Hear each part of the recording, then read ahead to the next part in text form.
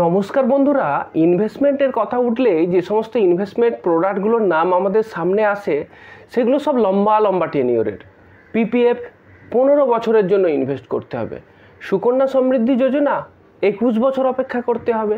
তারপর এলআইসির বিভিন্ন investment plan আছে, সেগুলোতেও আপনার 10 থেকে 30 বছরের জন্য ইনভেস্ট করতে হয়। মিউচুয়াল ফান্ড, সেখানেও অ্যাটলিস্ট আপনাকে 10 বছরের জন্য তো ওয়েট করতেই হবে ভালো রিটার্ন পেতে গেলে। কিন্তু আমাদের সব টাকা তো আর ওই ভবিষ্যতের জন্য লাগবে না, কিছু কিছু টাকার আমাদের শর্ট বা মিডিয়াম টার্মের জন্যও দরকার লাগে। মনে করুন আপনি 5 বছর পরে একটা বাড়ি কিনবেন, তো বাড়ির ডাউন পেমেন্টের জন্য আপনাকে টাকা সেভ করে রাখতে হবে, সেই টাকাটা কোথায় রাখবেন? কিংবা মনে করুন আপনার সন্তানের হায়ার এডুকেশনের জন্য আপনাকে 5 বছর পরে ফিস জমা করতে হবে। তো এই সমস্ত ক্ষেত্রে মিডিয়াম টার্মের জন্য যদি আপনাকে টাকা ইনভেস্ট করতে হয়, তাহলে আপনি টাকা কোথায় রাখবেন? তো সেক্ষেত্রে আপনার জন্য একটা ভালো অপশান হতে পারে ন্যাশনাল সেভিং সার্টিফিকেট বা এনএসসি। তো আজ এই ভিডিওতে আপনাকে আমি এনএসসি সম্বন্ধে ডিটেলে জানাবো। তো প্রথমে জেনে নিই যে এনএসসি কি। এনএসসি হলো একটা গভর্নমেন্টের ইনিশিয়েটিভ। স্মল এবং মিডিয়াম ইনভেস্টরদের ইনভেস্টমেন্টে উৎসাহিত করার জন্য গভর্নমেন্ট থেকে এই স্কিমটা তৈরি করা হয়েছিল। এই স্কিমেতে আপনার একদম গ্যারান্টেড রিটার্ন এবং ফিক্সড রিটার্ন পাওয়া যায়। এবং এই যে স্কিমটা, এটা কিন্তু সম্পূর্ণভাবে রিস্ক ফ্রি, কারণ এই স্কিমটাতে সভারেন গ্যারান্টি আছে। তো আসুন দেখে নিই যে এই স্কিমেতে কারা ইনভেস্ট করতে পারে। যে কোনো ভারতীয় যে কোনো বয়সেতে এই স্কিমেতে ইনভেস্ট করতে পারে। এই স্কিমেতে সিঙ্গেল এবং জয়েন্ট দু ধরনের অ্যাকাউন্টই খোলা যায়। সিঙ্গেল অ্যাকাউন্ট আমি আগেই বলেছি যে কোনো বয়সের মানুষ খুলতে পারে, তো যে কোনো অ্যাডাল্ট খুলতে পারে। আর যদি মাইনর হয় বা আনসাউন্ড মাইন্ড হন, সেক্ষেত্রে তার গার্জিয়ান তার হয়ে এই অ্যাকাউন্টটা খুলতে পারবে। অথবা যদি মাইনরের বয়স 10 বছরের উপরে হয়, তাহলে মাইনর তার নিজের নামে এই অ্যাকাউন্টটা খুলতে পারবে। আমি আগেই বলেছি যে এই স্কিমেতে জয়েন্ট অ্যাকাউন্টও খোলা যায়। জয়েন্ট অ্যাকাউন্ট ম্যাক্সিমাম 3 জনের নামে হয়। জয়েন্ট অ্যাকাউন্টের আবার দুটো ক্যাটাগরি আছে, এটা একটু ভালো করে নোট রাখতে হবে। প্রথম হলো জয়েন্ট এ ক্যাটাগরি। জয়েন্ট এ ক্যাটাগরিতে কি হয় যে আপনি 3 জনের নামে জয়েন্ট অ্যাকাউন্ট খুললেন, এবার ম্যাচুরিটির যে টাকাটা, সেই টাকাটা কিন্তু 3 জনের নামেই পাবেন, অথবা 3 জনের মধ্যে যারা সার্ভাইভ করবেন তাদের নামেতে আসবে। আর জয়েন্ট বিতে কি হয়, এক্ষেত্রে আপনার 3 জনের নামেই অ্যাকাউন্ট হবে, কিন্তু ম্যাচুরিটির টাকাটা যে কোনো একজনের নামে আসবে, অথবা যিনি সার্ভাইভার থাকবেন এই 3 জনের মধ্যে তার নামে পাওয়া যাবে। সুতরাং বুঝতেই পাচ্ছেন, যদি আপনি জয়েন্ট অ্যাকাউন্টটা ফ্যামিলি মেম্বারদের সাথে করেন, সেক্ষেত্রে আপনি অ্যাকাউন্ট বি টাইপটা অপশান নিতে পারেন। কিন্তু আবার এই অ্যাকাউন্টটা যদি আপনি আপনার ফ্যামিলির সাথে না করে কোনো বন্ধু বান্ধব বা অন্য রিলেটিভদের সাথে করেন, সেক্ষেত্রে আপনি অ্যাকাউন্ট এ টাইপটা সিলেক্ট করবেন। এইবার দেখে নিই যে এই স্কিম থেকে কীরকম ইন্টারেস্ট পাওয়া যায়। দেখুন, বর্তমান সময়ে এই স্কিম থেকে কিন্তু খুব ভালো ইন্টারেস্ট দিচ্ছে। এই স্কিমের বর্তমান ইন্টারেস্ট হলো 7.7%, এবং এর যে ইন্টারেস্ট সেটা অ্যানুয়ালি কম্পাউন্ডিং হয়। এই এনএসসি স্কিমের ইন্টারেস্ট রেটটা কিন্তু প্রতি কোয়ার্টারে চেঞ্জ হয়, অর্থাৎ প্রতি 3 মাস অন্তর অন্তর গভর্নমেন্ট ডিসাইড করে এই এনএসসি স্কিমের ইন্টারেস্ট রেট কত হবে। এ প্রসঙ্গে একটা গুরুত্বপূর্ণ জিনিস মনে রাখবেন যে যখন আপনি এনএসসি অ্যাকাউন্টটা খুলছেন, সেই সময়তে সেই কোয়ার্টারে যে ইন্টারেস্ট রেট প্রিভেল করছিল, সেই ইন্টারেস্ট রেটেতেই কিন্তু আপনার এনএসসিটা লক হয়ে গেল। অর্থাৎ আগামী 5 বছর আপনার এনএসসিতে কিন্তু সেই ইন্টারেস্টটাই অ্যাপ্লিকেবল হবে। অর্থাৎ তারপরে যদি ইন্টারেস্ট রেট ফ্ল্যাকচুয়েটও করে, আপনার এনএসসি ম্যাচুরিটি ভ্যালুতে কিন্তু তার কোনো প্রভাব পড়বে না। এইবার দেখে নিই যে এনএসসি স্কিমের টেনিওর কত। এনএসসি স্কিম 5 বছরের জন্য, অর্থাৎ 5 বছরের লক ইন আছে।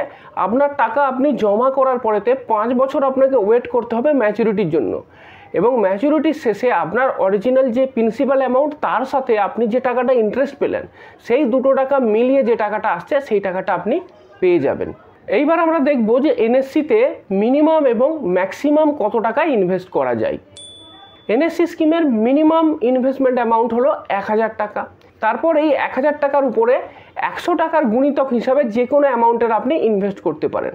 অর্থাৎ 1000 টাকা তো মিনিমাম রইলই, তারপর যদি আপনি আরও বেশি করতে চান, তাহলে 100-র গুণিতকে আপনাকে ইনভেস্ট করতে হবে। মনে করুন 1100 টাকা, 1200 টাকা, 1300 টাকা, এইভাবে 1050 টাকা, 1075 টাকা, এরকম ইনভেস্ট করা যাবে না। আর ম্যাক্সিমাম লিমিট, এই স্কিমের কোনো ম্যাক্সিমাম লিমিট নেই, অর্থাৎ আপনি যত অ্যামাউন্ট ইচ্ছে এই স্কিমেতে ইনভেস্ট করতে পারেন। এরপর জানবো এই স্কিমের ডিপোজিট ফ্রিকোয়েন্সি, অর্থাৎ কতবার ইনভেস্ট করতে হবে।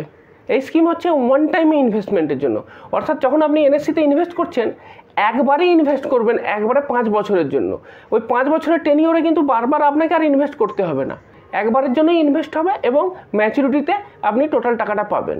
তার মানে এই নয় যে আপনি একটাই মাত্র এনএসসি অ্যাকাউন্ট খুলতে পারবেন, আপনি একাধিক এনএসসি অ্যাকাউন্ট খুলতে পারেন, কিন্তু একটা অ্যাকাউন্টেতে একবারই ইনভেস্ট করতে পারবেন এবং সেই টাকাটা মিনিমাম 1000 টাকা এবং ম্যাক্সিমামের কোনো লিমিট নেই।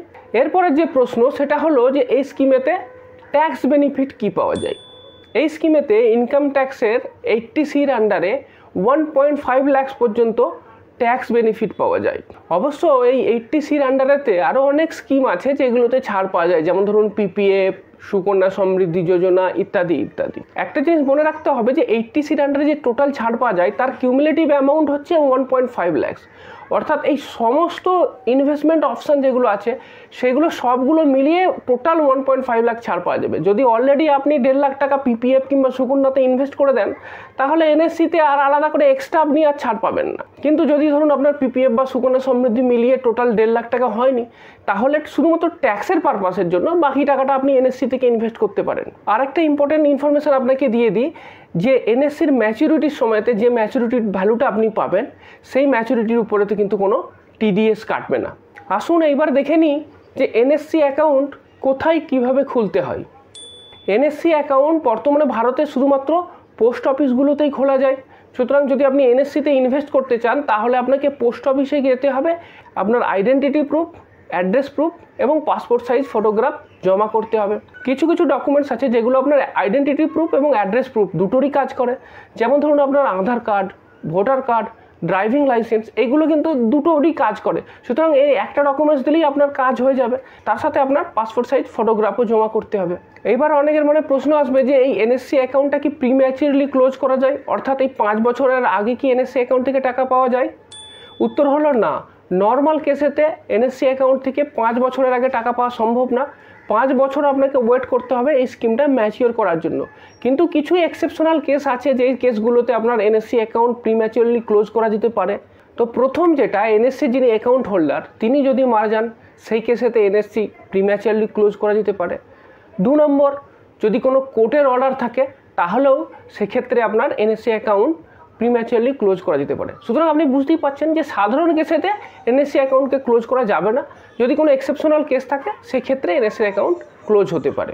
এরপরে এনএসসির আরেকটা অ্যাডভান্টেজ আপনাদেরকে বলে দিই, সেটা হলো এনএসসির এই যে সার্টিফিকেট, এই সার্টিফিকেট অ্যাজ এ কোল্যাটারাল আপনি ইউজ করতে পারেন লোন নেবার ক্ষেত্রে।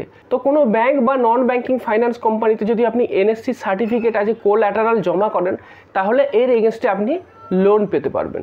এইবার দেখে নিই যে যদি এনএসসিতে আপনি ইনভেস্ট করেন তাহলে ম্যাচুরিটিতে আপনি কত টাকা পাবেন।